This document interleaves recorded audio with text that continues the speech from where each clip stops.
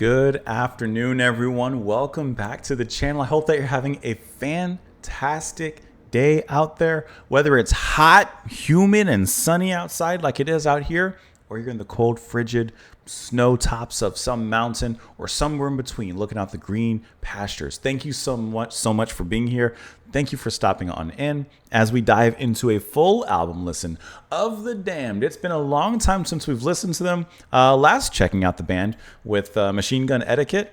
And now it is time to listen to this album, Strawberries. This one has been requested by quite a few of you, but we're specifically listening to this. This was suggested. This was sponsored. This was brought to our attention. I'm delaying because I didn't load up my program. I need to pull it up here. I'm pulling it up. Leo. This was suggested and sponsored by Leo. Thank you so much for the over-the-top support. I appreciate it. Thank you so much. I really do appreciate that. Thank you. And like I said, a lot of you had actually suggested this particular album. AK, you said this is one of your favorites from the band. Murray Gelman, Colin Fletcher, Space Lab, Chris Sheldon, Mark Ribe, or Ribe rather, Miu Media, Me and You. It goes on from there. I appreciate you guys. Thank you so much for being here. I'm excited to dive into this one. I've enjoyed what we've heard and listened to from The Damned. I've heard a lot about this particular album, and if I remember correctly, the Black Album, is that what it's called? In that they kind of represent a little bit of a progressive step for the band. So I'm curious to see what that progressive step is and where it takes us to. To get the plugs out the way, if you don't mind pressing the like button, it helps go a great deal in sharing the channel with others, which you can, of course, do that as well. You can press the share button, subscribing, and all that stuff. But really, the like button is one of the biggest things that helps quite a great deal. The Buy Me a Coffee is available if you'd like to sponsor a song request as well, and Patreon for exclusive content. Speaking of strawberries, I wonder if there's at least one other person out there that does this. Pretty much all my life, eating strawberries. You know, you cut off the top with the green part, the leafy green part at the top. I wonder if there's anyone else like me that just eats the whole thing whole. Like, the green part doesn't make it taste any worse or better to me. It's just kind of there. It's such a small part of it. I just eat the strawberry whole. I don't care about cutting off the top and stuff. I'm sure that there's probably at least one other person out there like me that just eats the strawberries just as they are. Just eat it as they are. I also like the album cover a lot. There's something suggestive about it. Just the strawberry sitting on top of this pig. Like, not suggestive in like a bad or weird way, but there's something kind of artful about it in its own way. Anyways, let's go ahead and load up the album, dive into it. Starting off with the first track. Oh my God, I didn't pull up anything. Before I started pressing the record button. But now we have it pulled up. Starting off with the first track, quite appropriately named Ignite. Let's set this thing on fire. This sip of hot coffee goes out to you. Thank you guys so much for being here. Let's go ahead and dive in.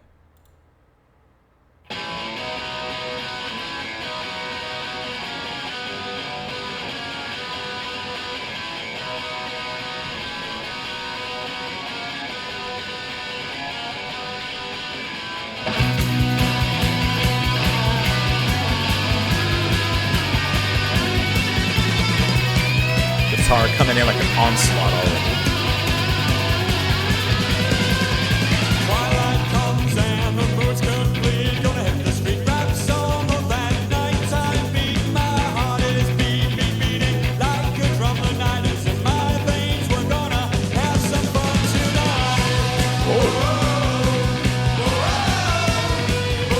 Oh, this is a party song.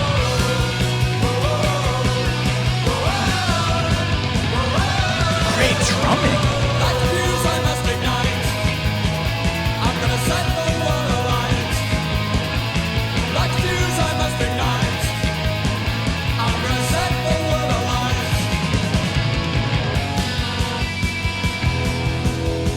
And I wanna see you burn.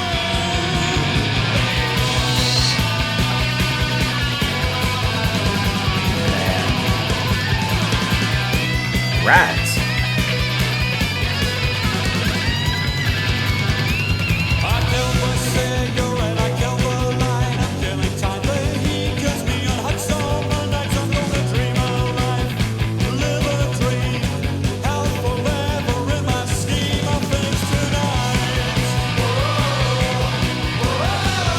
love the vocals, the gang vocal there.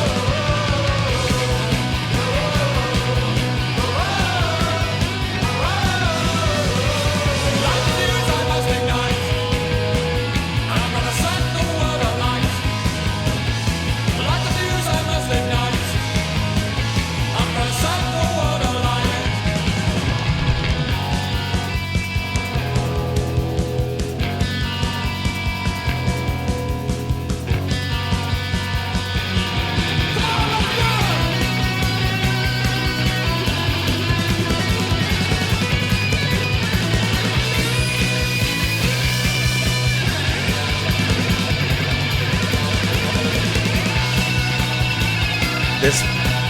This gets me.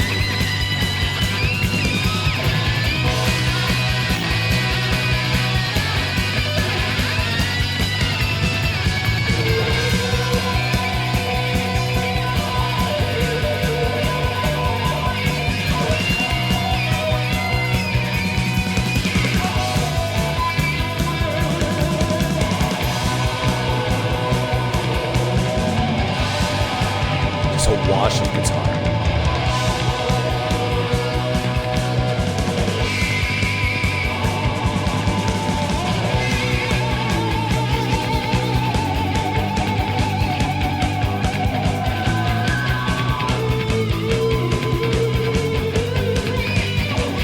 Still going.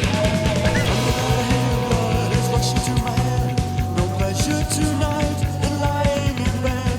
Like a candle man must ignite. I'm gonna set the world alight tonight.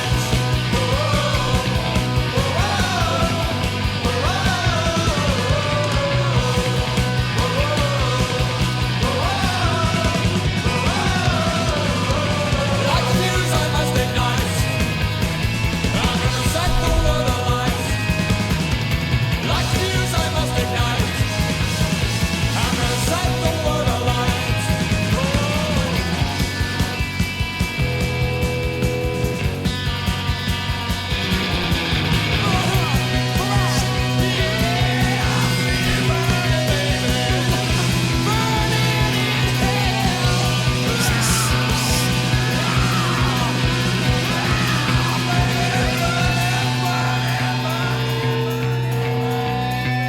The leftover at that bass.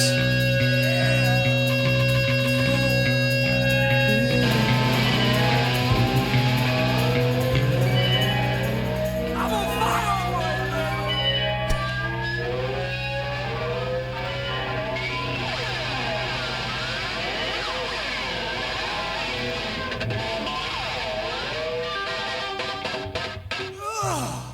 And it's leading right. Oh, piano. And I'm wearing red appropriately, strawberries, right? Okay. It starts off with that perfect intro song. That gets you moving. That cuts through with such aggression. Can I tell you, that is so catchy. Oh, that vocal line is just catchy, and it just makes you want to shout out. When you're leaving the office on Friday around 5, this is the track you put on, and you go. You're driving home, and you're gonna make it there in great time. Listen to this.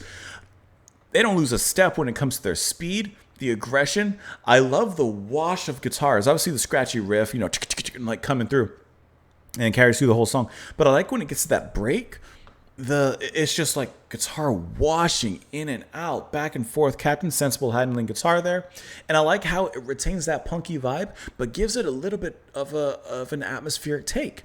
No, not losing the steam that's built up to it, but just taking it and allowing it to grow, expand, blossom, and bloom. And it does so like the aftermath of a bomb cloud. It just billows out so good in there, and it's still having all of that scratchiness. Dave's vocals are great, quickly flowing. I love the beating section near the very beginning in the verse. I love that quick repetition, and like I said, that that is. It's just really catchy and how quick and fast it comes and goes. The drumming from Rat Scabies. He is going. His fills, like, a lot of his fills in the verse kind of tread a similar path, but man, does he do it with such like power and just depth. And like I said, the speed is one thing, but the heaviness that he brings with the drums is just out of this world. To me, this truly sounds like a party song.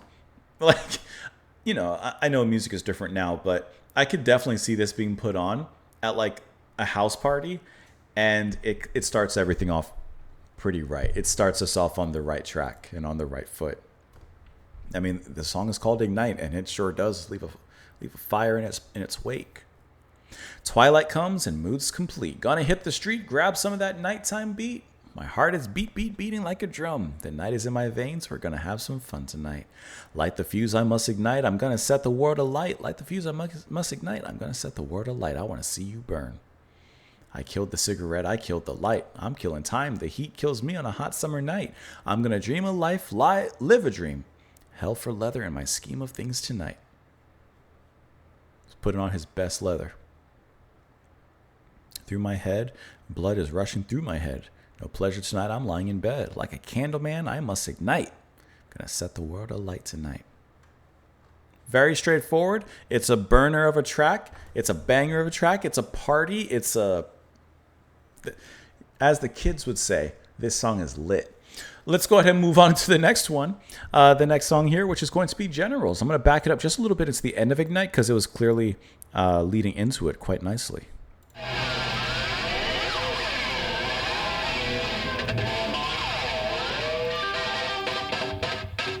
Stutter.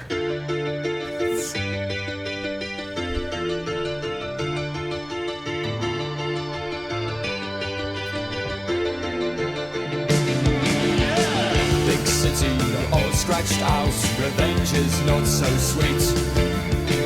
Once proud, once so devout, they're tired and they are weak. They came from east to west, counting up the cost. It starts to arrive, they know that all is lost, and only the wounded remain. Nice melody. The generals have all left the game. With no will to fight, they'll fade with the light. There's nobody left they can blame. What once was decadence, now nothing but raised land. The end so imminent, big cities not so grand. They came, they saw, they conquered, people hid in fear. They looted, raped and plundered every Russian bear. And only the wounded remain. The generals have all left the game. With no will to fight, they'll fade with the light. There's nobody left they can blame.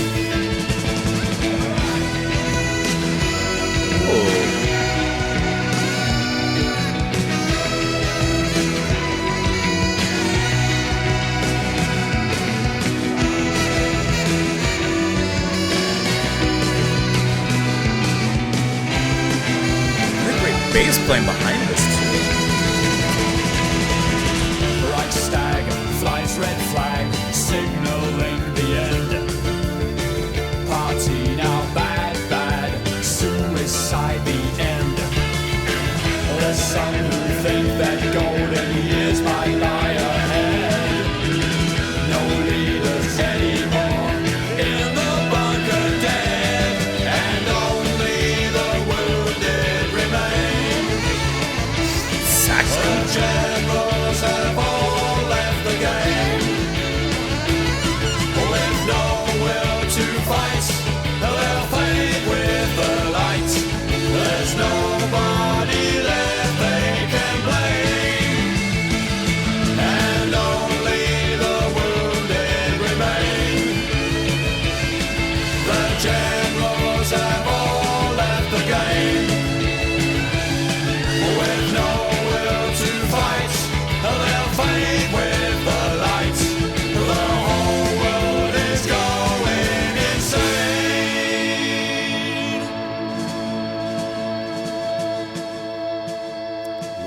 touch of marching band drums there. Okay, the mood of this particular track. Tell me if I'm crazy. Tell me if I'm nuts. Tell me if I got it, or tell me if I'm stuck in a rut. Oh, the ruts. We haven't listened to them in a long time. Okay, this track is giving me a little bit, a few shades of Madness and XTC. But, I mean, just inspired. The Damned are clearly doing their own thing here. But I'm just feeling shades of those other bands kind of touched inside of here a little bit. Because there's a certain rhythm. There's a certain cadence in which he's singing. But there's also a certain, we're taking a subject that's serious, but kind of making light of it in a, not sarcastic, but ironic or whatever kind of way. They're approaching it differently. And I think that works so well in here. Paul Gray's bass playing, by the way, is really great. When the brass comes in, that's, I saw the last name was Lloyd. Simon Lloyd handling that. The sax and everything, completely unexpected, but I love how it plays. I love how, once again, it changes the mood of the music. We've slowed down a little bit and given more eyesight and focus towards the rhythm and the melody in a different way than the previous track, slightly pulling off the gas of the aggression, but still not losing any of that creative gas. And I think that Simon Lloyd's brass and saxophone that comes in is brilliant. I love the bass playing from Gray underneath that, because there's I wouldn't say a jazziness, but a look, a glance towards that as he plays there really wonderfully. And Dave, on the vocals, I don't know why, it's just vocally still clearly sounding like the Damned, but there's just something XTC-esque that it's reminding me of. I don't know why, but it's just giving me a little bit of that. There's a certain bounciness in the rhythm as well. I love the progression in the chords. This is a fun song again. Piano. And see, the guitar back there from Sensible is still providing that grit, still giving it that certain drive, but it's just all these other sounds now on top of that. Who's playing the piano on here? So both Sensible and Scabies are credited, actually, and Roman Jug, with solos such as keyboards and synth. So could be any one of them handling that particular piano back there. But man, we're in for a good time, aren't we, with this one? I think we're in for a great time. Big City all scratched out, revenge is not so sweet. Once proud, once so devout, they're tired and they are weak. They came from east to west, counting up the cost. Red Star soon to arrive, they know that all is lost. And only the wounded remain. The generals have all left the game. With no will to fight, they'll fade into the light. There's nobody left they can blame. There are no winners in war. There are no victors in war. All that's left behind is destruction, death, and the wounded. What once was decadence, now nothing but raised land. The end's so imminent, big cities not so grand. They came, they saw, they conquered people hid in fear. They looted, raped, and plundered angry Russian bear. And it repeats the chorus here again. And ends this time, there's no... Oh, well, same thing. There's no one left they can blame. I like the line, it's a small one, but the generals have all left the game. To the generals who are just placing pieces on a board. These pieces, of course, representing armies and men and women and, soldiers who are sacrificing themselves. It's a game for them. They've left the game. They've moved on. Reichstag flies, red flag signaling the end. Party now bad, bad suicide the end. There's some who think that golden years might lie ahead. No leaders in them anymore, in the bunker dead. Is that referencing Hitler? Because it seems like it could be. And it goes on from there. Let's look at this track. I would think that it's World War II. It's a single from the band released in '82. Like its parent album, it featured increased experimentation with piano-led sound and an addition of brass to their typical sound. The song followed thoughtful material on the album, commenting on the true losers in war. The song was the band's last release on Bronze Records, who would drop the band when they hit financial difficulties. Now, isn't that like a bad record label? Up, you're hitting financial difficulties? Be off with you. We're done. For their part, the Damned were never happy with the marketing they received, believing the label had no idea how to promote them. It would also be their last release with bassist Paul Gray, who would leave the band on the eve of their '83 tour. So actually, here it says, okay, so Roman Jug is playing the keyboard on this particular track. So while it doesn't say here that this is referencing World War II and Hitler, but I mean, Reichstag, German. Bad suicide at the end. That's what happened to Hitler. No leaders anymore in the bunker, dead. I mean, he's dead in the bunker. I could be wrong, like I said, but it just feels like perhaps that's kind of what's happening there. I think that's a really awesome song. And I'm curious what you guys think. Do you think there's like a little bit of a Madness XTC influence in there, or am I just out here alone? Let's go ahead and listen to the next track here, Stranger on the Town. Brass is back. Slap it.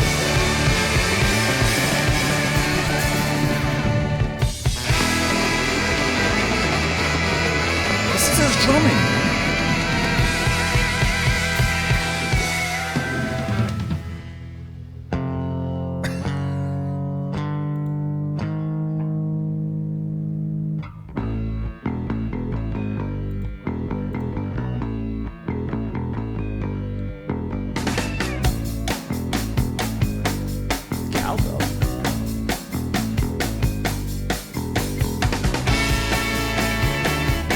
That's madness.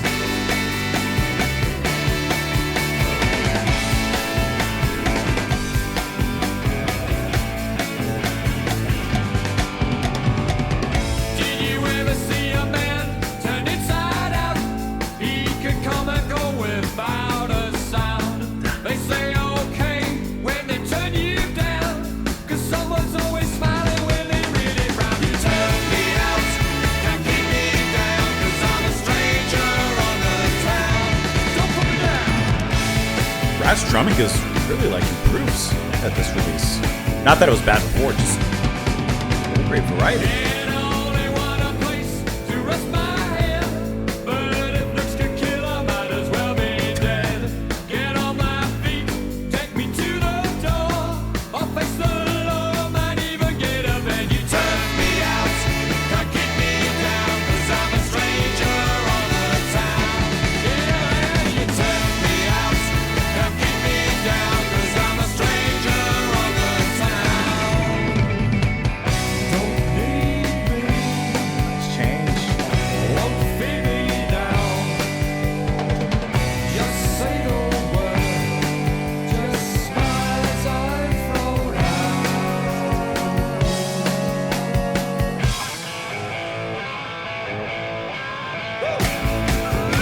Little knowledge.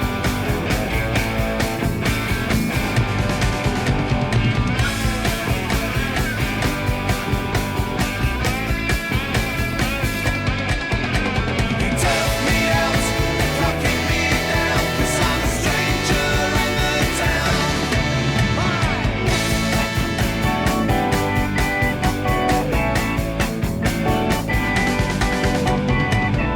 And the city's new, so the faces change.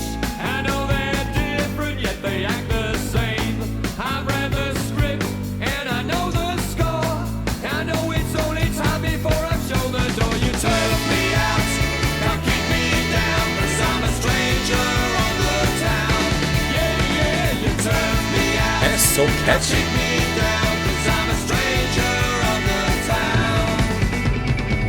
I've got some money, so do you love me now? And will you run me out? And they wonder why I shout. But in a crowd when you're all alone, it's so far from home and faces all around. They stare mean and proud. You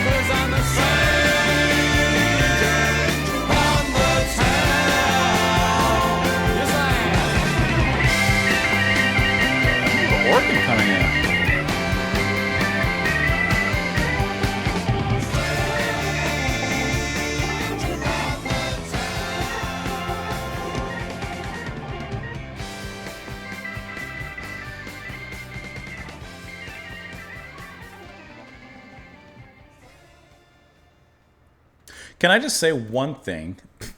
That's the whole video of me saying more than one thing. With having listened to a little bit from the Damned previously, and obviously we've skipped a little bit ahead in where I last listened to them with Machine Gun. But I'm just very impressed by how they've improved and expanded on their sound.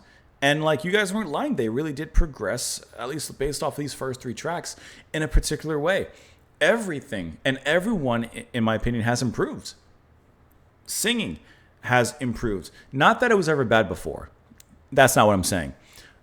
Singing has improved. Guitar playing improved. Drums improved. Bass improved. The formula, the expansion of instrumentation, the bringing in diverse instruments, organ here, brass again, sax, like bringing in these new sounds. I'm really impressed by all of them. But Scabies, his drumming has really expanded as well from where it was previously. Once again, he was great before, but it just feels like there's more of a breadth to the direction of their songs. And this one is actually the perfect encapsulation of that. It starts off in one place, and then by the end, it moves into somewhere completely different. Can I tell you, the ending sound, especially when it got into that main rhythm that it ended at, the ba,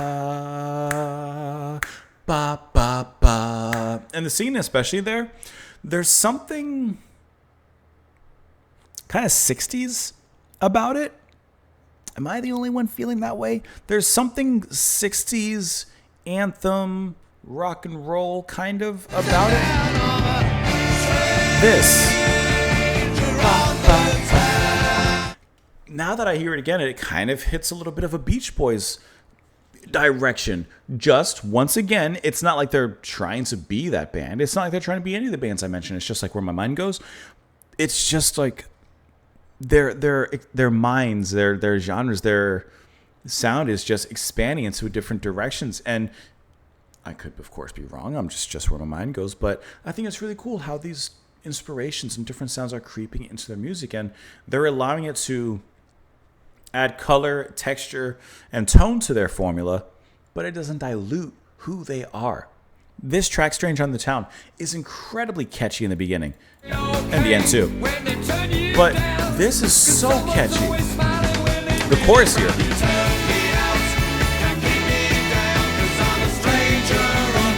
Drums, and then it goes back into it.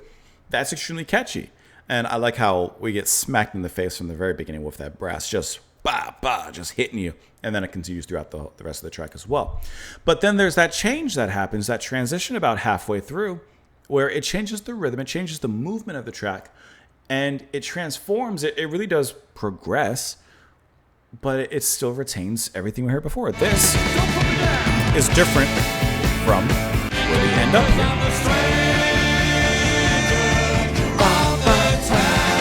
Like, it's the same words, the title of the track, Stranger in the Town, but the way that it's approached has changed.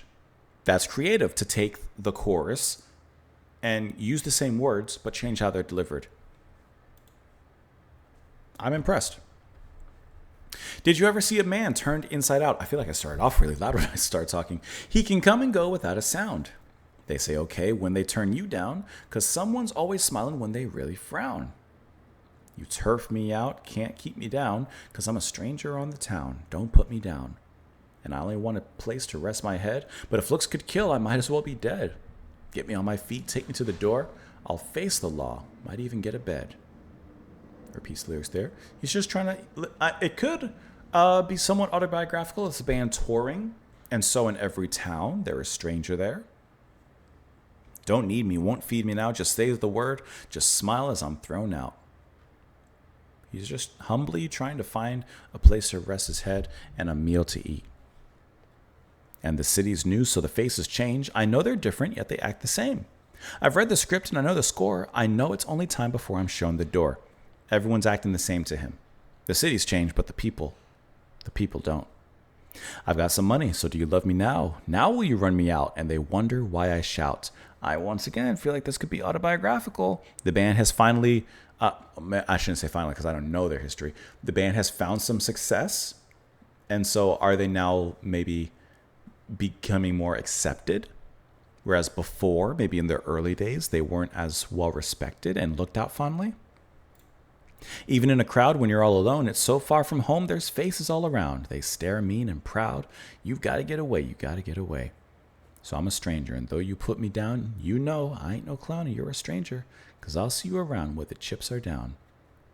Then he goes on and repeats, the city's new, the faces change. I know they're different, they act the same. And I only want a place to rest my head. If looks could kill, I might as well be dead. This was a really catchy song. I love how they twist the chorus. They change the lines there. Not the lines, the music. The lines repeat and stay the same. Let's move on to the next track here, which is Dozen Girls. Is that Greenfield here?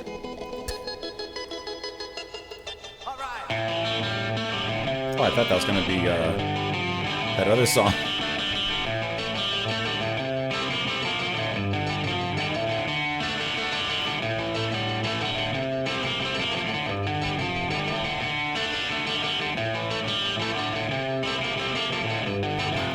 It's a catchy little riff. It's kind of like Stranglers.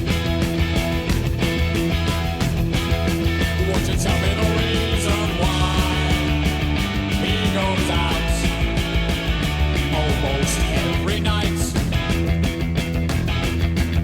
He never goes too far. He's always the one who's got it right. He's got charm. He's got style. He's got a dozen girls. Tell me why.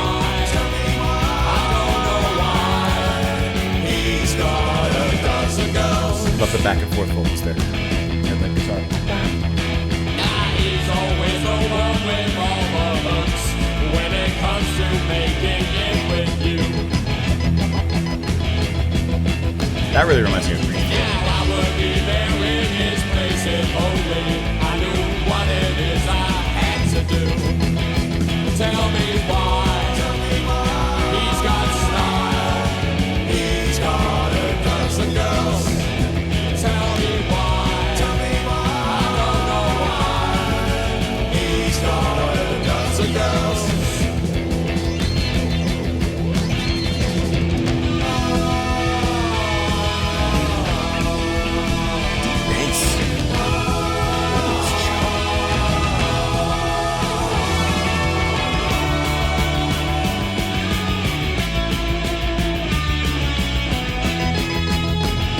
I love how the guitar solo is taking over that main riff.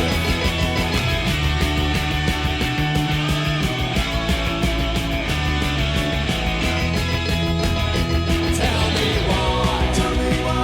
He's got style. He's got a dozen girls. Tell me why. He's got style. Yes, he does. He's got a dozen girls.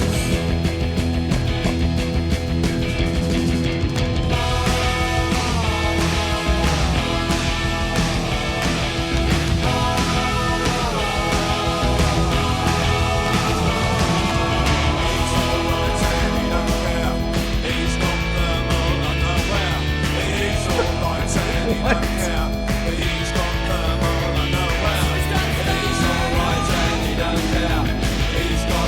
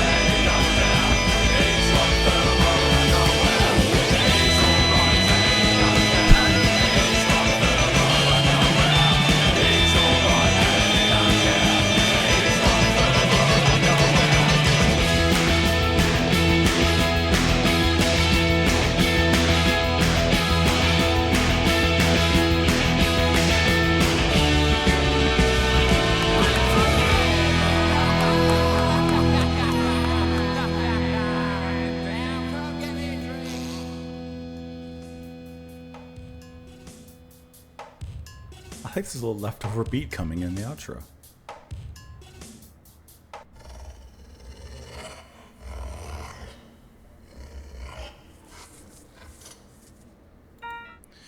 Okay. Right now, that's my favorite song on the album. Hitting the same energy as Ignite. It's that fast pace, maybe not as fast, but it gets your heart thumping kind of track. Incredibly catchy. They are writing some catchy choruses on this album so far. The section at the end where we're already repeating the chorus, we're already feeling like, you know, a typical song that repeats the chorus twice or more at the end, and it just kind of expands and grows upon it. It makes it exciting to listen to before that climax, and then it fades away, and that's it. But they serve you up another round. Oh, they serve you and slide you one from across the bar, and they say, fill her up. And it goes all from there. The drumming, Scabies just, I can see him live just pounding like Thor on an anvil, just pounding away at the ending there. Like, I think that is so fantastic. And as if the whole progression of this track is not cool enough, the keyboards, I'm assuming it's Jug once again handling the keyboards here, incredibly reminiscent of Greenfield from Stranglers. And I mean, that's fantastic with me. I love the sound that he brings into this. It's so unique, and it's played for like cool effect rather, at, you know, key moments, and then gets a little bit more to do at certain times as well. Guitar goes off there later on from Sensible, and he's playing very sensible in here. I love just the whole song. It's my favorite one so far. If I can skip ahead, like this, the drive of it's very Stranglers to me, especially when the keyboards come in. But I feel like I might say this every single time. It's clearly like it's the Damned doing their thing. Damned if they do, damned if they don't. And I just love this is a melodic onslaught of catchy choruses, violent verses, killer keyboards, and an ostensibly over-the-top outro. Trying to get it all down there. Let's look at the lyrics on this one. And the ending lyric is hilarious. Won't you tell me the reason why he goes out almost every night? He never goes too far. He's always right. The one who's got it right. He's got charm. He's got style. He's got a dozen girls. Tell me why. I don't know why he's got a dozen girls. Now he's always the one with all the hooks when it comes to making it with you. Now I would be there in his place if only I knew what it is I had to do. This guy's got it all. There's something about him that just gets the ladies. What is it? What is his secret? Well, he's all right. He don't care. He's got thermal underwear. He's got hot pants. This is another single from the band. It says that after the experiment of Lovely Money, the song returned the band to slightly more familiar territory, but failed to chart. I don't know why. This one's a banger. The album version is slightly different than the single, with the playout featuring a roll call of a dozen girls replaced by the repeated line, he's all right and he don't care. He's got thermal underwear. Oh, I think this is hilarious. The single was issued in Bolivia by Philips Records with Bad Time for Bonzo on the B-side. I'm surprised this didn't... I guess it's actually Captain Sensible on the keyboards. I'm surprised this didn't chart. It feels like a great track to chart, actually. It's catchy, fun, powerful, energetic, gets your attention. Kind of actually surprised. All right, let's look at the next song here, Dog. We heard him barking, growling a little bit, snarling at the end. Let's go ahead and let it lead in there. Wow.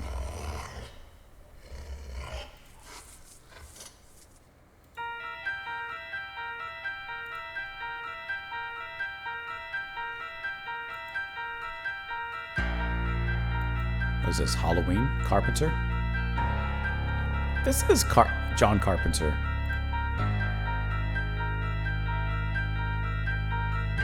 Which came first?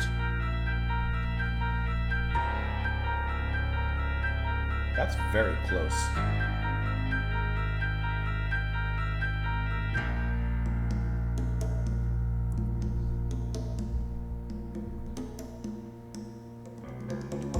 She wanders alone through the night, a child with eyes burning bright.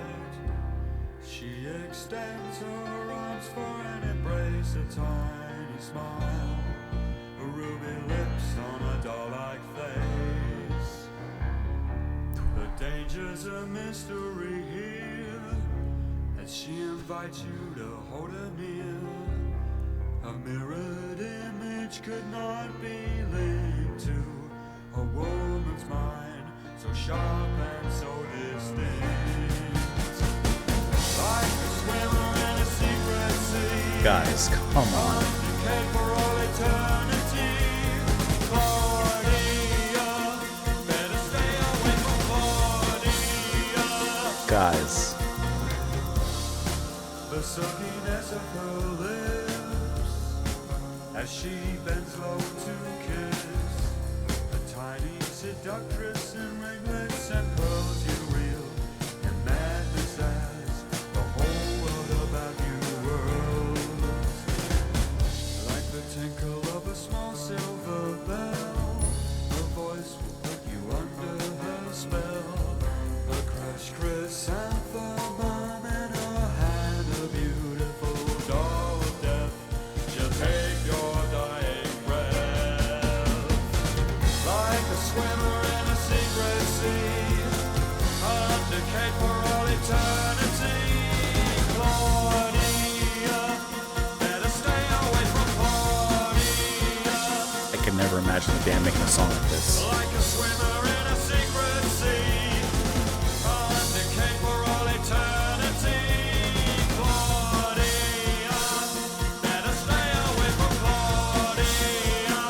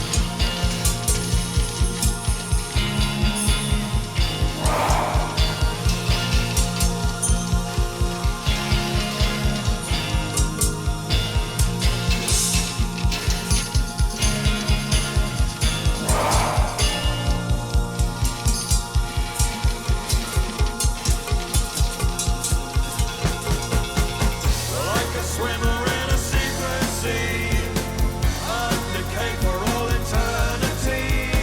Claudia, better stay away from Claudia. Like a swimmer in a secret sea, undecayed for all eternity. Claudia, better stay away from Claudia. You better stay away.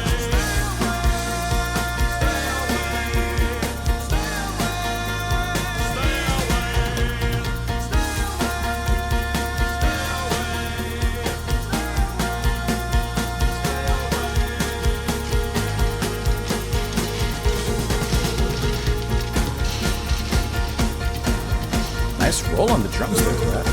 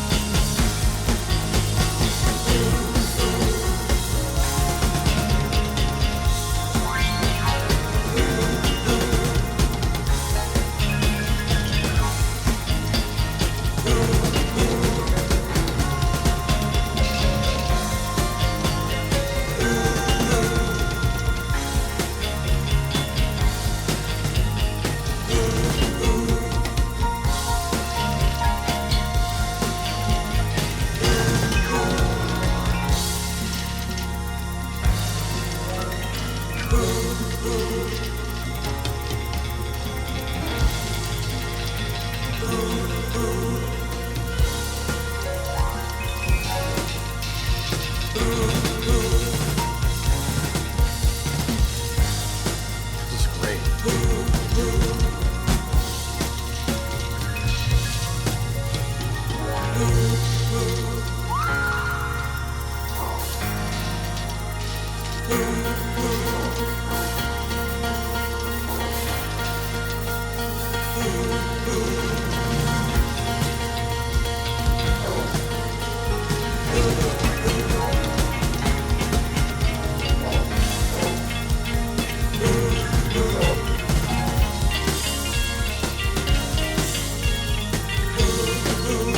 Getting kind of fripp with it there.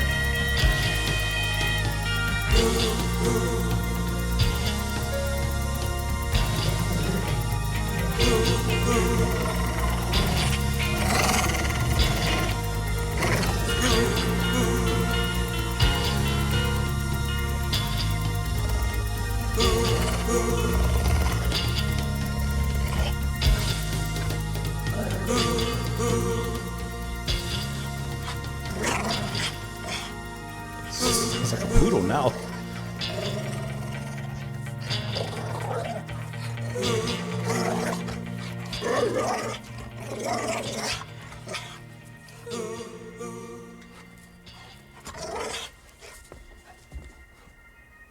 Give that dog a milk bone.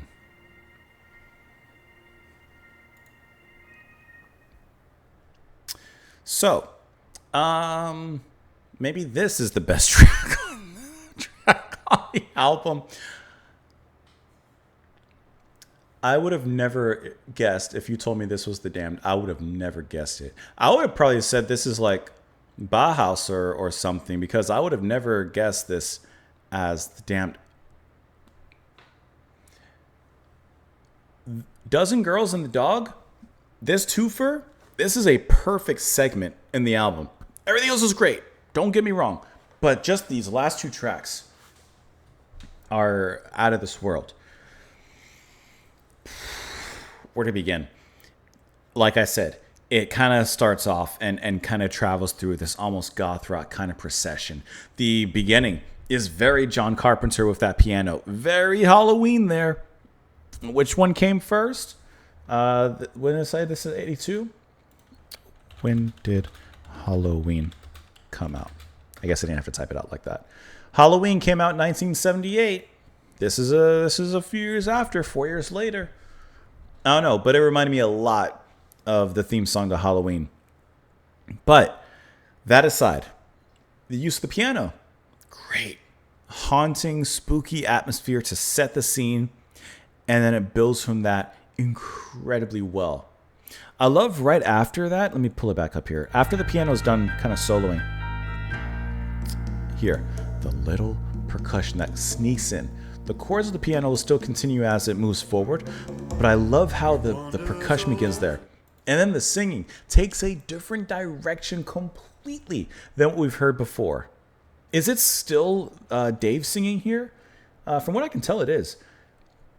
She's showing range. He's showing a great range in this. Bringing it down to something, yes, still spooky and haunting, but gothic-y, kind of suave, kind of hitting that, I guess like the characterization of Dracula where he's kind of suave and, even though originally he's kind of beastly. But like, there's something kind of suave about him. He's kind of charismatic. He's bringing it into his fold, but there's a darkness around him. I love how he invokes that and brings that into his character and into the way that he delivers as he's singing to Beware of Claudia, who, the song is titled The Dog, and I feel like perhaps Claudia is a werewolf. I that's the only thing I could think of. In the way that she kind of seduces you, and then, oh, here she comes. Watch out, boy, she'll chew you up. That's basically what I can tell is happening in the track. But there's so much interest in here, the spacing that's left. Like I said, the percussion that comes in, which I'm assuming it's Rat Scabies playing that once again. His drumming near the end, where he kind of allows his form to unravel amongst the rest of the band because it kind of scatters at that point. It's almost like you can imagine like the band is playing live and full, obviously set instrumentation, and little by little instruments are taken away off the stage. and like parts of the drum set are taken away so that it just kind of patters out at the very end here. But this whole middle section too, it's fun and intense, and this would be a great Halloween song to play and like to add onto the playlist alongside of like Susie and the Banshees and others. But like there's a richness here. Oh, the chorus. Better stay away from Claudia. And it's catchy. They have been putting some catchy choruses and words on this album, and this is no different. This is my favorite track alongside of Dozen Girls. And it's so completely different. They are excelling in every single avenue that they're choosing to explore. I'm extremely impressed with this album. I mentioned that before, but I mean, it's cool. After all things I can say, it's cool.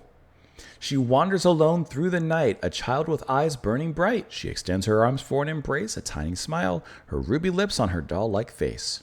The dangers and mystery here as she invites you to hold her near. The lady lies, as Genesis would say. Her mirrored image could not be linked to a woman's mind so sharp and so distinct.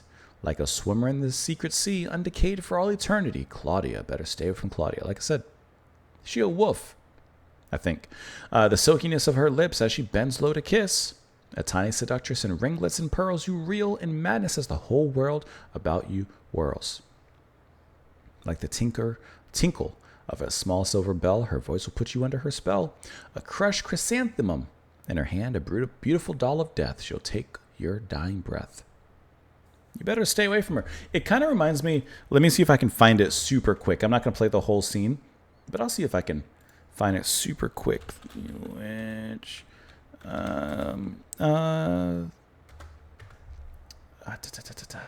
see if I can find this scene real quick that it makes me think of. I'm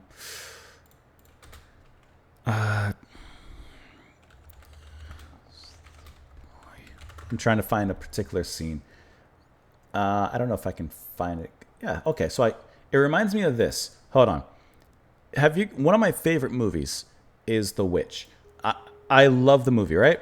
Okay, so I'm not gonna play the whole thing because copyright. But young boy, he's getting lured to the cabin. There's been much hubbub that there's a witch in the woods, and guess who finally appears? And she's looking kind of cool.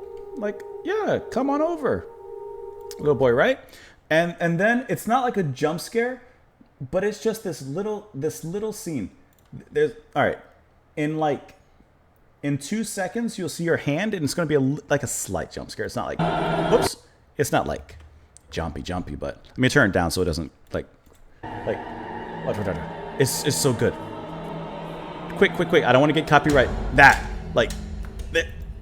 It reminds me like she's luring you in, and then, bang.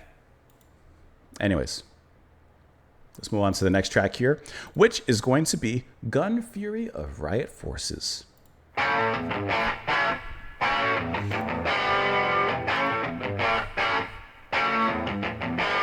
Yeah, brother. Sounds like a wrestling theme.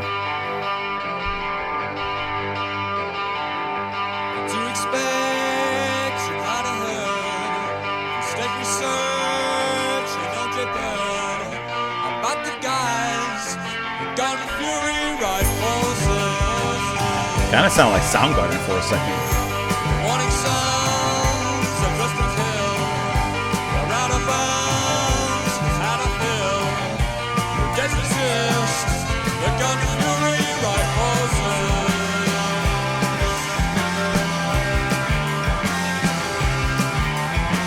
They're glad to be your friend. Let the public play defend. They call the shots from start to end. Start to end. I love how the guitar came in. Just high pitched from the back.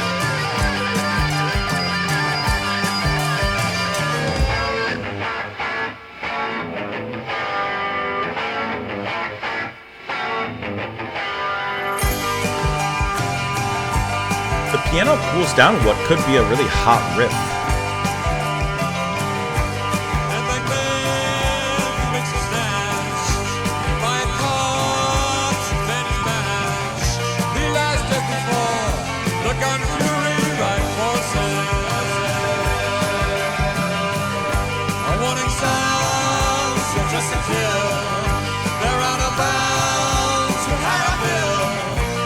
let's resist the gun right forces.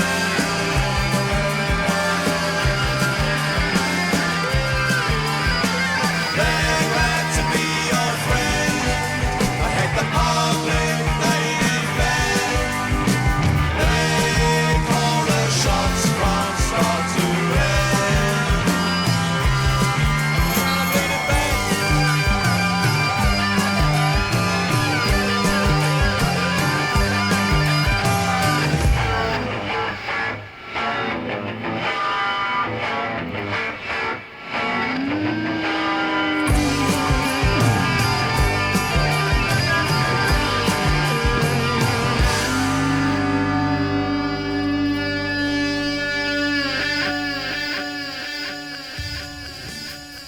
There's your outro again.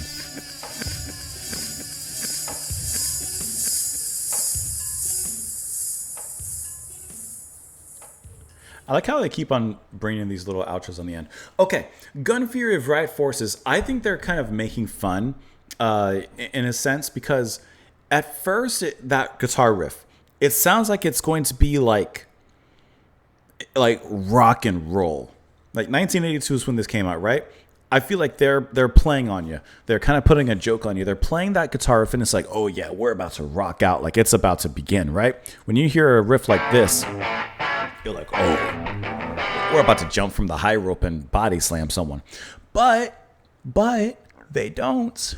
They immediately cool it down with the rhythm section coming in, and it has a cool fluidity to it that's nicely cooled down by the piano being like accompanying it.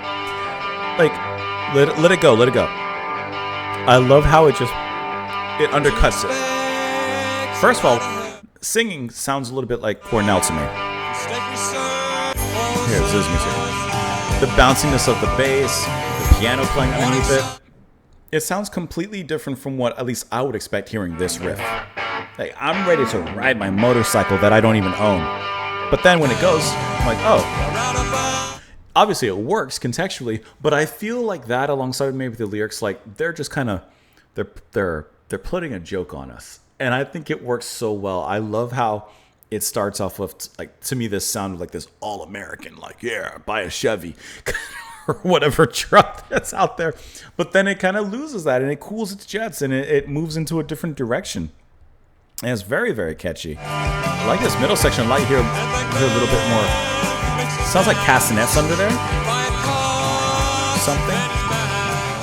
Can't quite tell you. But it's still catchy and fun. And like it is still rocking, just not perhaps what you would expect initially based off of that riff. I do expect you might have heard through state research and old jailbird about the guys, the Gun Fury of Riot Forces. At Warning Sounds, they're dressed to kill. They're out of bounds, we've had our fill. Who dares resist the Gun Fury of Riot Forces? They're glad to be your friend. They hate the public they defend. They call the shots from start to end. Shots from start to end. Like how they reiterate that line. They're not just calling the shots. They're calling the shots. A handbag man, he makes a snatch, and riot cops, he's met his match. He lies dead before the Gun Fury of Riot Forces. Some of those that work forces are the same that burn crosses. A warning sounds, they're dressed to kill. They're out of bounds, we've had our fill. They're glad to be your friend. They hate the public they defend. They call their shots from start to end. Calling out, I mean, the riot forces, and perhaps a little bit of police brutality. That, and I love how they started off with that riff. That sounds like, oh yeah, we're gonna be like cool, but see, like musically and lyrically, they're kind of capturing it. The theme's really nicely. All right, next track, Pleasure and the Pain.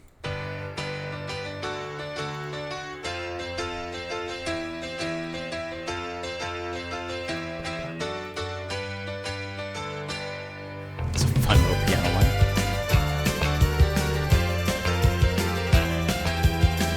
There's those synths again.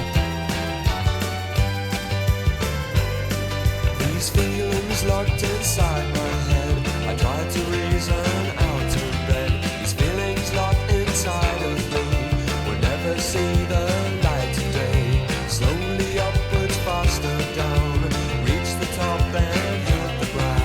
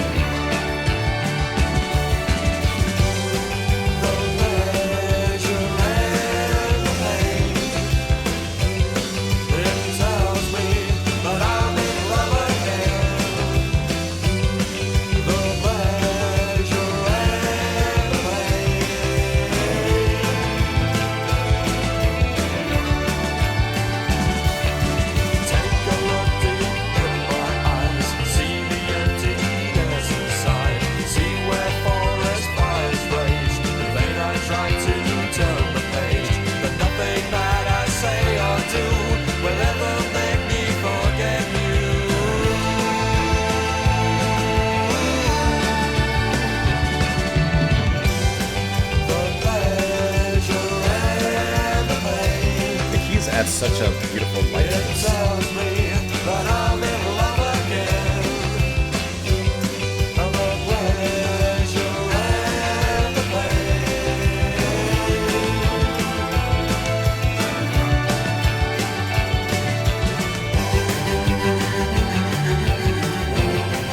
String section. Not expecting this. Good organ.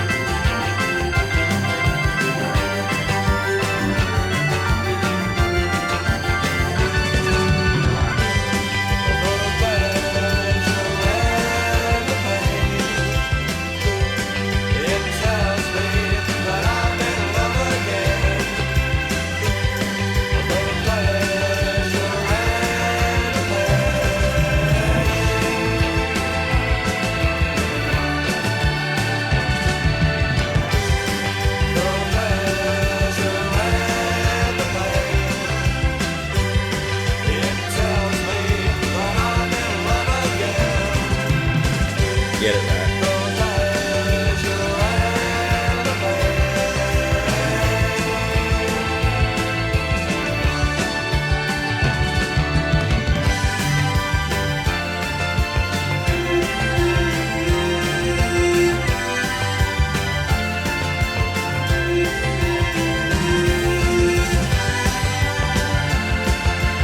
It's kicked.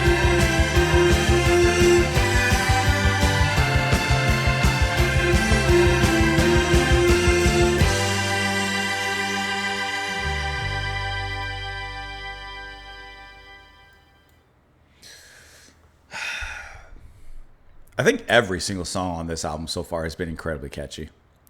What I like about the chorus is after he sings the pleasure and the pain, when he holds the last line, which I didn't do there, but when he holds it, I like how the organ fades into his voice and they kind of harmonize for a second before the organ takes over.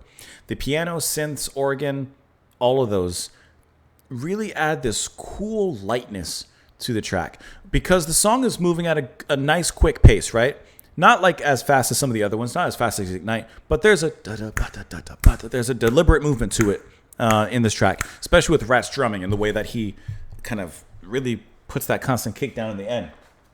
But the keys, the synth, the organ all cool it down and make it so it feels more fluid and flowing with a coolness on top of that nice melody sprinkled on top of it all. And then out of nowhere, right in the middle, you have some cello that comes in. That's going to be Rachel Bohr, who bores her way into the track and inserts that. And it's a really cool moment because it adds this swath of symphonic sound into the music, brief as it is, but it's used in this really cool way to just encourage that drive even heavier, further, adding a slight elegance to it, but still keeping that power because the cello is deep, right? It has a rich, deep, kind of woody sound.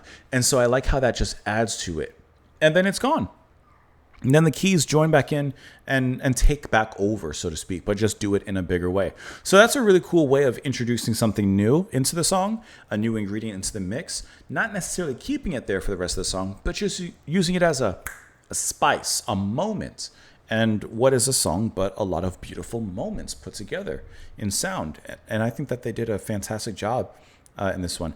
And I love how cool he sings over the track.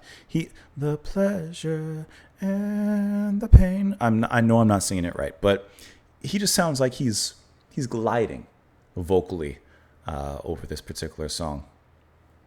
Let's look at these lyrics here real quick. These feelings locked inside my head, I try to reason out of bed. These feelings locked inside my head will never see the light of day. Slowly upwards, faster down, reach the top and hit the ground. So many things we left unsaid, so many feelings left for dead. A love affair like this could last.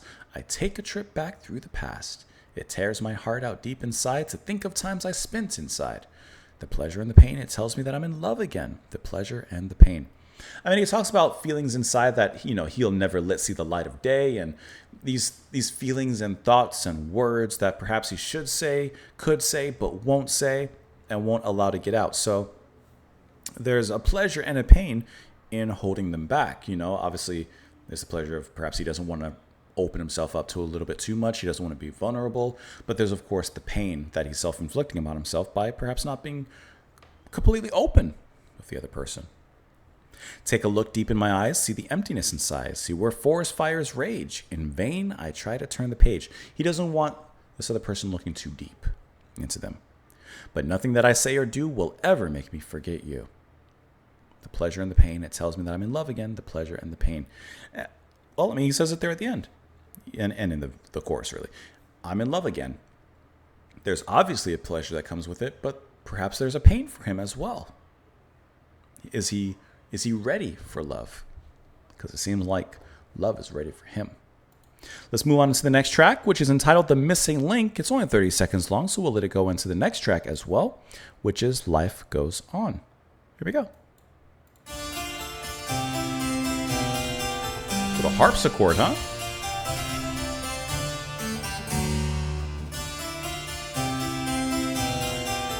They've really brought out all the stops for this album.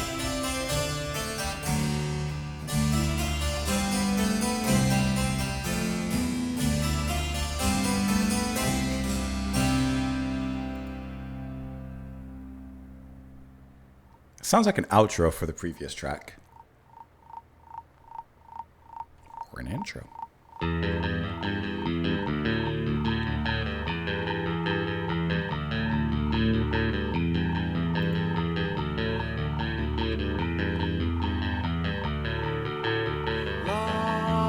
Life goes on and on and on. If you think it's all gone wrong, go on and on and on. That's a good line.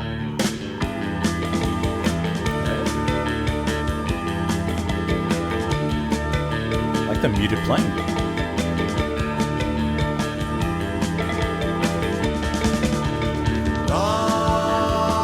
Life's a con, a con, a con.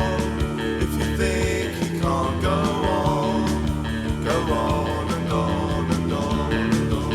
But always remember, this is the happiest day of your life.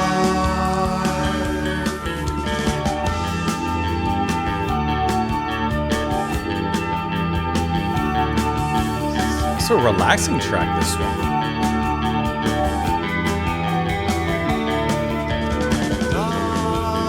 Life goes on and on and on. If you think it's all gone wrong, Cowbell. go on and on and on and on. Life's a con, a con, a con. I love that muted If you playing. think you can't go on and on and on and on.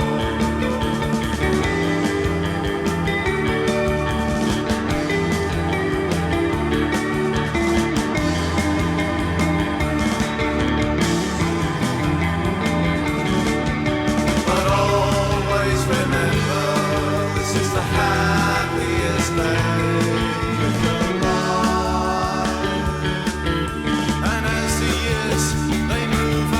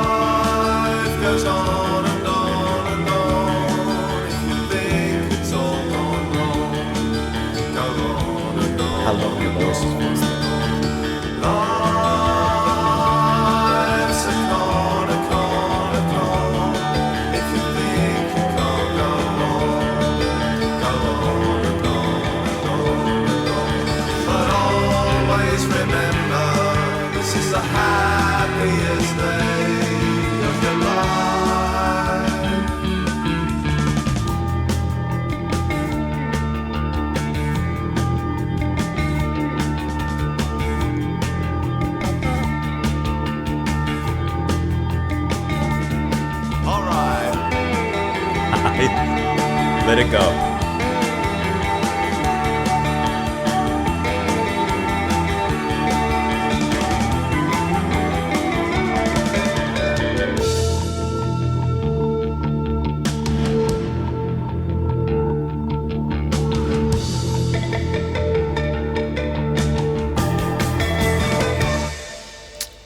Now that's a song. That is The Damned cooling off on a beach somewhere, just relaxing, chilling, taking a load off, de-stressing, not being burdened.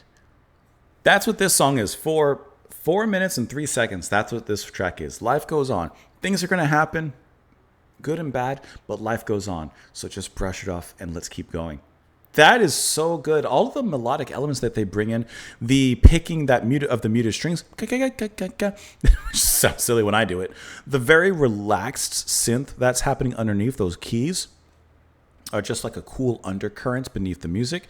Never so, in front or on top of everything, but just riding beneath everything like a cool wave on a summer day. The singing here, which actually is by Sensible, I see. He's credited on this track with backing and lead, or on this track, just lead rather than Dave. And I love how relaxing his voice sounds, especially in the chorus when his voice goes down a little bit into like a deeper resonance. And on and on and on. Like, I didn't do it right, but you know what I mean. You heard the song. When he goes down into that lower note, it just, to me, sinks us even further down into our musical hammock, I guess you could say, that we listen to or that we're here for. Then I love when he calls out, apparently his own guitar solo, because he says, come on, basically, let it go, let it ride. And we get a chill guitar solo at the end as well. This is just a very relaxing track. And can I tell you, this almost feels like the ending to the album. Like, it just has conclusive energy to it. Obviously, we're not there yet, but it has like this energy to it that's like, okay, we're on the come down, we're on the cool down. Let's just let it ride in relaxed fashion. This is a really great album. I gotta say, so far, kind of a 5 out of 5 album, in my opinion. Life goes on and on and on if you think it's all gone wrong. Life's a con if you think you can't go on.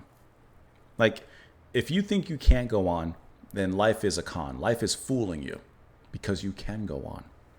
But always remember, this is the happiest day of your life. Always look upon the present. Think about the present, the moment. It's something that I personally try to think about a lot. The present. Even right here as I'm sitting here recording a video. Like, thinking about this moment right now. Not trying to rush to something or thinking back on something. Just enjoy this moment. Enjoy this moment that I'm looking at these lyrics. Enjoy this moment that I'm listening to this album. But always remember, this is the happiest day of your life. And as the years, they move along, I see it now, there's something wrong, because life is for always. Take your time. Who cares what fools say? I don't mind, because this is my day. I'll live it my way. Today, there's just today. And even the way that a lot of the lyrics besides this bridge repeat over and over kind of works with the concept. Life goes on and on. When I was listening to this on Spotify, I see that this is the most streamed song on the album. So is this another single from them? No, it's not. At least not, there's no article for this particular track. Interesting, because it kind of had that energy to it. All right. I thought that this would be another single from them, but I guess quite not. All right. Bad Time for Bonzo. Sorry, buddy.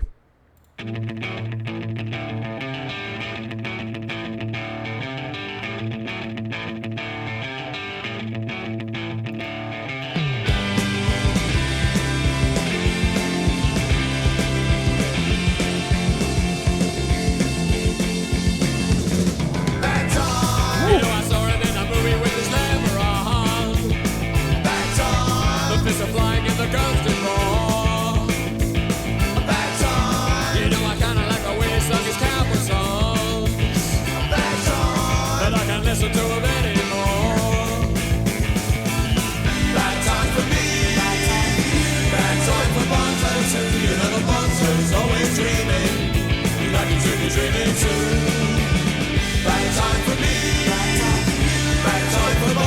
too. You know the Bonzo's always screaming. He'd like you to be screaming too. Oh, he'd like you to be screaming too. It's that harpsichord coming back again.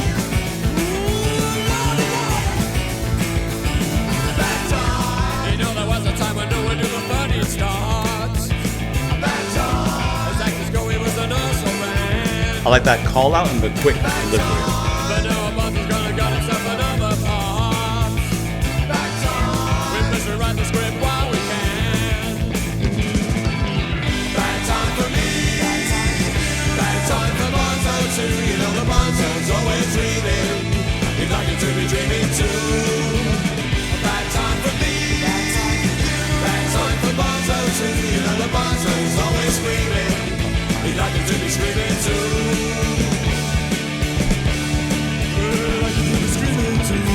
Oh, he brought it down for that note.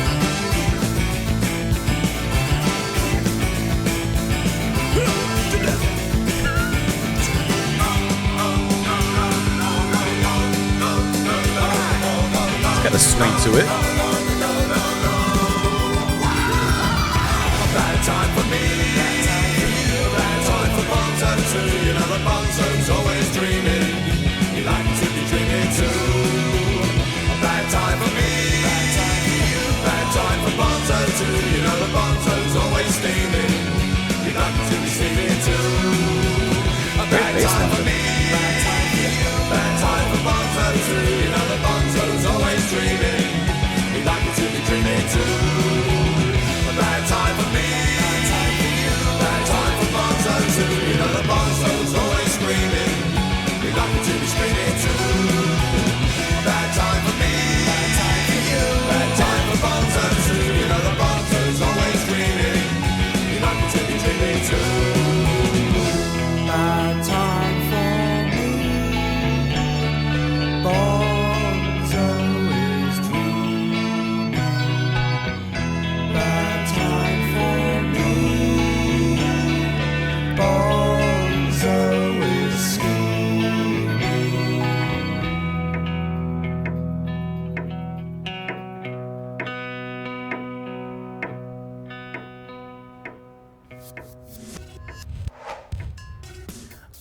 We get a lot of these little kind of random outros.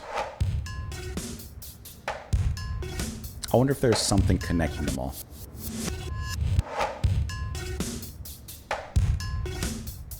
Under the floor. Okay, that was a cut and a paste transition.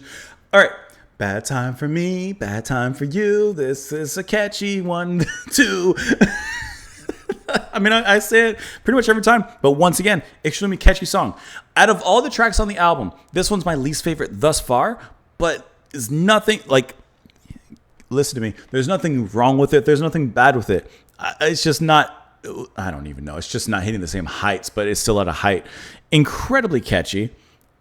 Even as they repeatedly say, "No time for me, no time for you, no time for." It has this like playtime kind of sound to it. I don't know why, but the music reminds me of a merry-go-round, even though it's clearly not even close to that. But there's just a carousel-like manner in which it circles round and round. The harpsichord returns almost as if carrying forth from the missing link. It's like it's brought back, and I like how that is kind of that main keyboard line that plays throughout. The bass playing was really nice as well in certain moments. Drums are intense as always. Singing is kind of comical. Like, it hits all the right notes. It just doesn't floor me, or what's the word? Bowl me over, I guess. Call me a pin. Bowl me over the same way as the other ones. But it's nonetheless like a very colorful and fun track. And like I said, no doubt, it's incredibly catchy to listen to. No time for me, bad time for you, bad time for Bonzo too. Let's see. Bad time, you know I saw him in a movie with his leather on. Bad time, the fists were flying and the guns did roar. Bad time, you know I kind of like the way he sung his cowboy songs. Bad time, but I can't listen to them anymore. Bad time for me, sorry. Bad time for Bonzo too, you know that Bonzo's always dreaming. He'd like you to be dreaming too.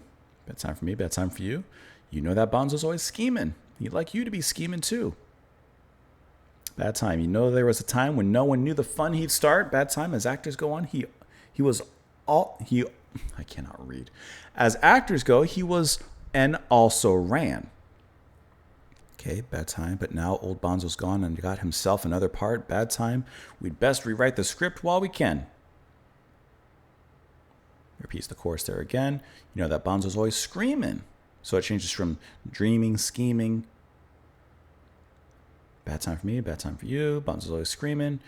Like, see what I mean? Like, maybe, I think it's because of the general sound of it, but also because of how repetitive it is. For some reason, it reminds me of a carousel. Now, I saw that there was some sort of annotation up here, so let's go down here and read what it said. This song, released in '82, draws an unflattering comparison between the film acting days of Ronald Reagan and his days acting as president of the United States. The title is a pun on the movie in which he played his most popular part as a professional actor, Bedtime for Bonzo, just as other compositions of around the same time, such as the Ramones' UK single "My Brain Is Hanging Upside Down," Bonzo Goes to Bitburg, and the Dead Kennedys song "Rambozo the Clown." Just all the clown Bonzo references in this one. Okay, gotcha. I see you. Actor the President. Haven't seen that before. Let's move on into the next track, which is Under the Floor Again. Could this be Telltale Heart by Edgar Allan Poe? Like the heart be under the floor? Hold on. Let me back it up. Under the floor again. Once I was up and in the air, and now I'm down. I like that panning. Goodbye to all my friends. Forget I ever was. The mole goes underground.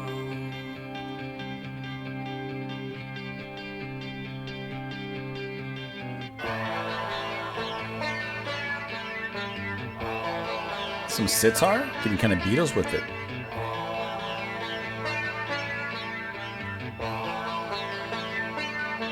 And it even sounds like an ohm of sorts. Under the floor again.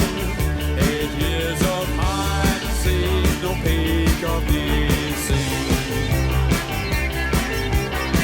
Who's playing sitar? Is it sensible? I skipped the door again, then to and fro, and come and go, and miss the sea.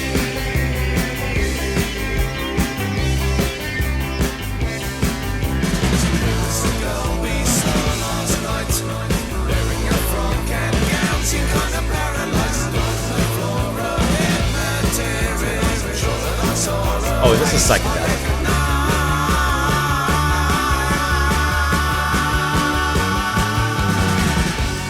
Don't say a word, Great bass line that came out of that.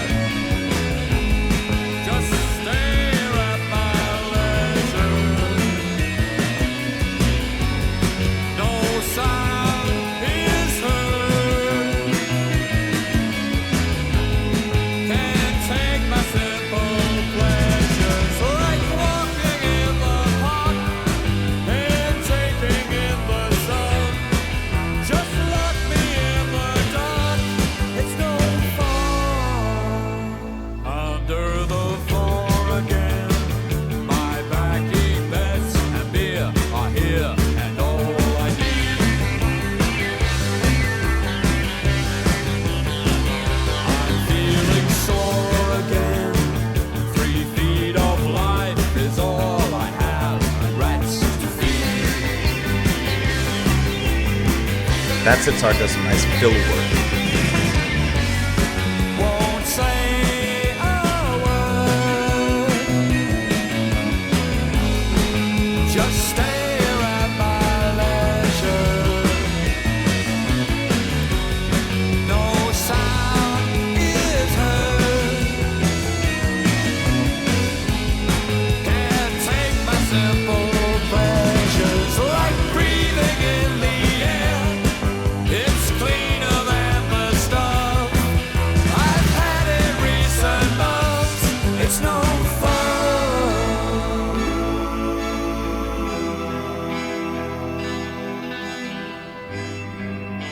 This is so Beatles coded.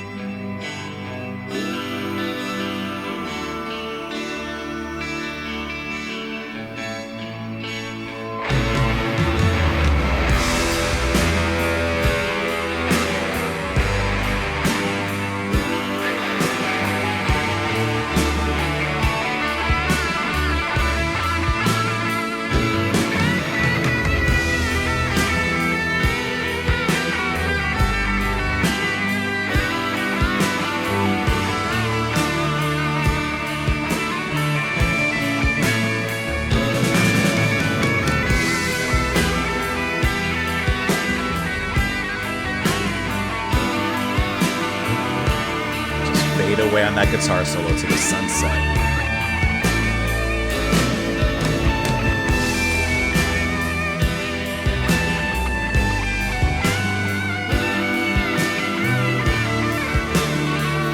Under the floor again.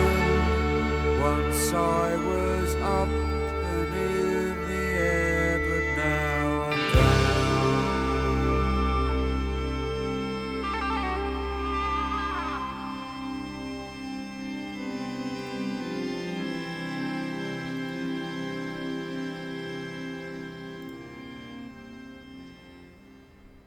Under the Floor Again is possibly no.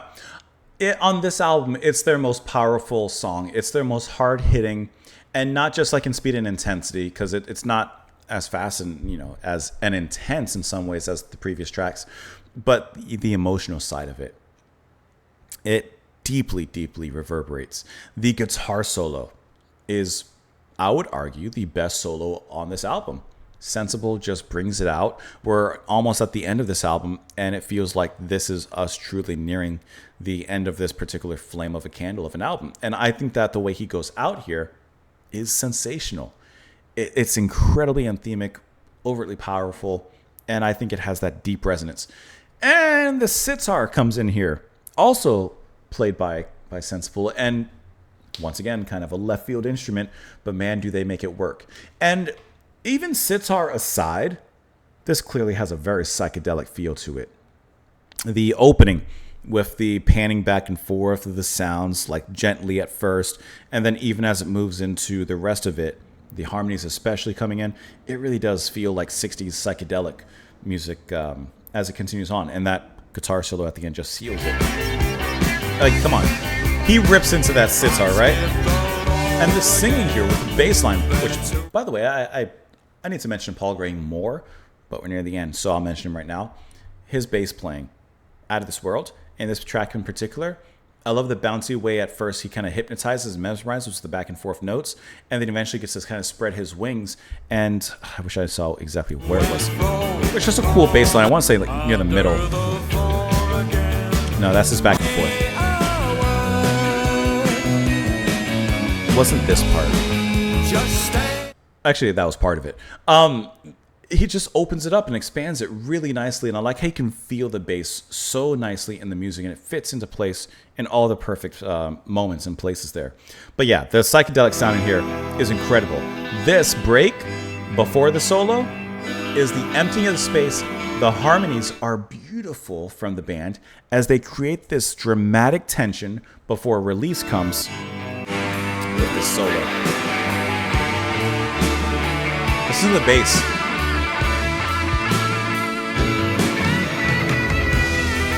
They're almost hitting that Pink Floyd ley line right there. They are riding that particular line. They are taking it and making it their own. That's brilliant. That was that powerful moment. I think that's arguably the most powerful moment on the album so far. Under the Floor Again. Once I was up and in the air, but now I'm down. Goodbye to all my friends. Forget I ever was the mole. Goes underground. Forget I ever was the mole that goes underground. He's going back under again. Under the Floor Again. 8 years of hide and seek. No peak of me is seen. I skip the law again. And to and fro, the come and go, the miss the scene. He's out of there. But who was the girl we saw last night? Wearing a frock and gown, she's kind of paralyzed. A door in the floor, a head materialized. I'm sure that I saw a face I recognized. Don't say a word, just stay here at my leisure. No sound is heard, can't take my simple pleasures. Like walking in the park and taking in the air, just lock me in the dark, it's no fun. I mean, he was out, basically, and now he's kind of going back under, so to speak, the floor. But there may be something kind of keeping him from completely isolating himself. Under the Floor Again, my backy bets and beer are here and all I need. I'm feeling sore again. 3 feet of life is all I have and rats to feed. It's just that's his space, so to speak. 3 feet. He doesn't need anything more. Won't say a word, just stay here at my leisure. No sound is heard, can't take my simple pleasures. Like breathing in the air, it's cleaner than the stuff I've had in recent months. It's no fun. Once I was up and in the air, but now I'm down. I've read this as depression, or at least a bout of depression. He was having a good time. He was riding a high, so to speak. He was doing fine, and sometimes you just hit those moments, those potholes in the road of life, and you end up a little bit under. And he'll pop back out at some point, perhaps, like a mole. Maybe, hopefully. Let's move on into the final track of the album, which is going to be Don't Bother Me, which actually, depending on how it goes and lyrically as well, could perfectly coincide with Under the Floor Again. There's those outros. Okay, but this time an intro. Okay.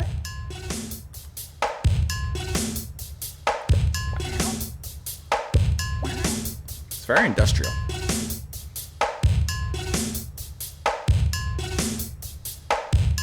We're going to use this now to build the song.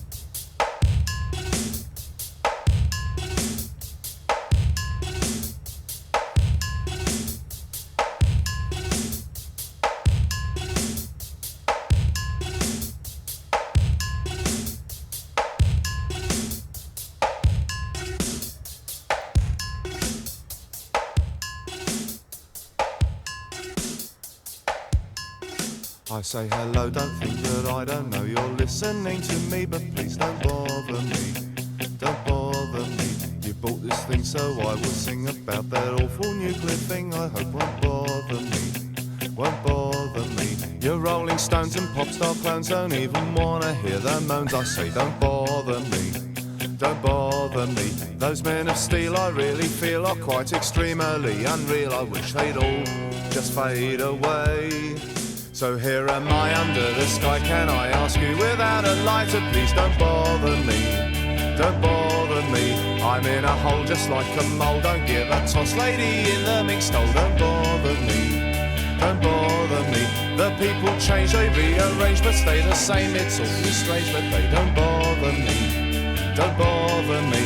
Until the day their troubles stray onto my patch like Tony Hatch's Crossroads theme, please go away.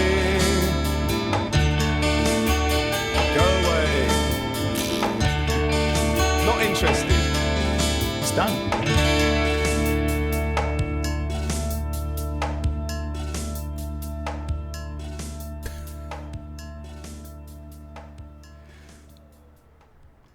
And there you have it, ladies and gentlemen. Strawberries by The Damned.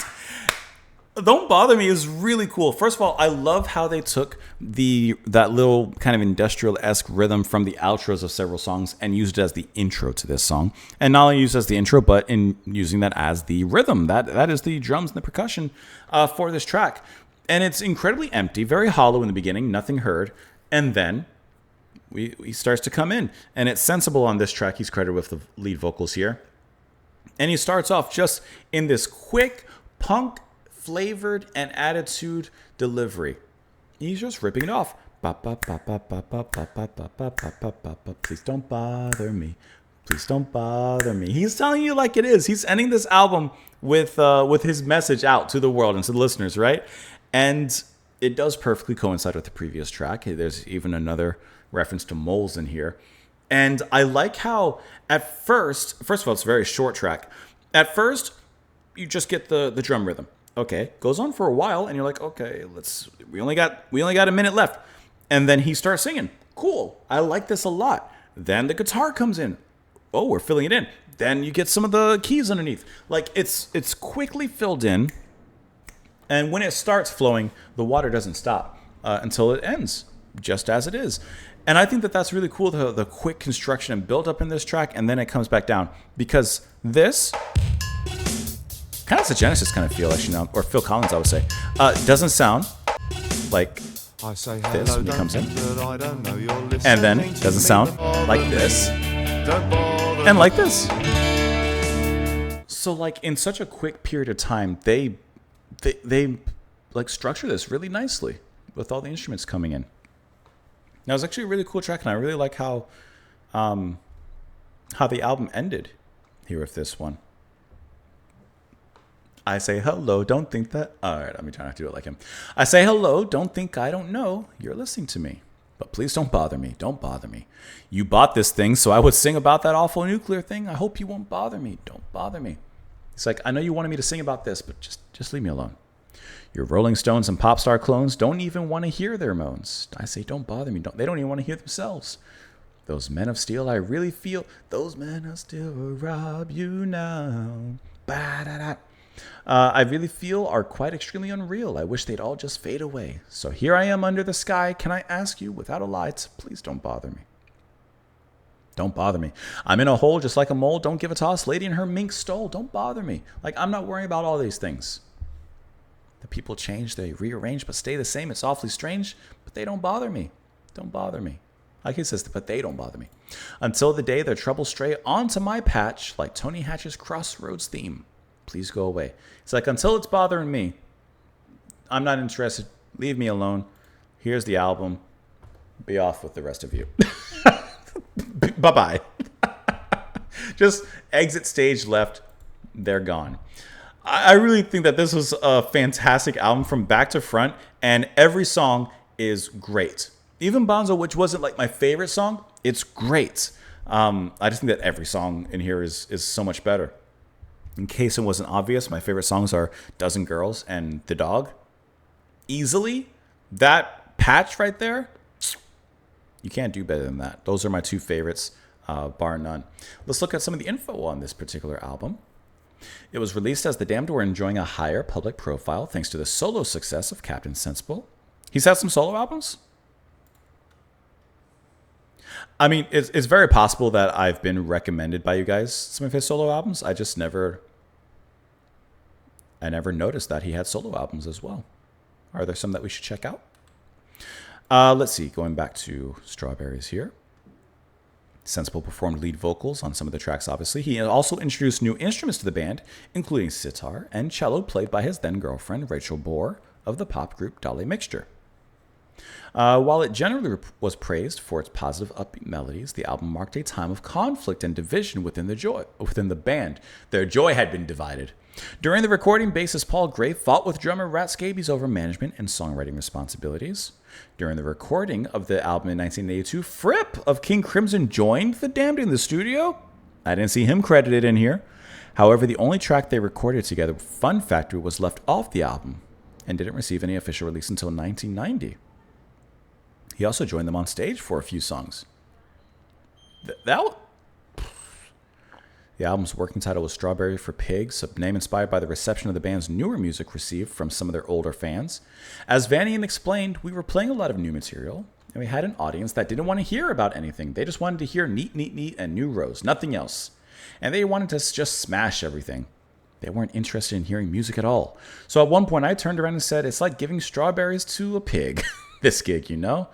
And that stuck in our minds, and we used it. I think that's a perfect explanation. Vanian said of the song The Dog was inspired by Anne Rice's interview with the vampire. That's a movie, but is it a book also? It is a novel. I should read that one. Explaining, on reading Anne Rice's interview with the vampire in 1976, I penned the song which became known as The Dog, but was actually about the strange vampire child Claudia, described in the book. The idea of an adult's mind trapped in a child's body was too fascinating to resist. As an Easter egg, the band included various sounds at the end of different tracks, yeah, we heard, including an egg whisk and a pair of jeans being ripped. I thought it was just some percussion.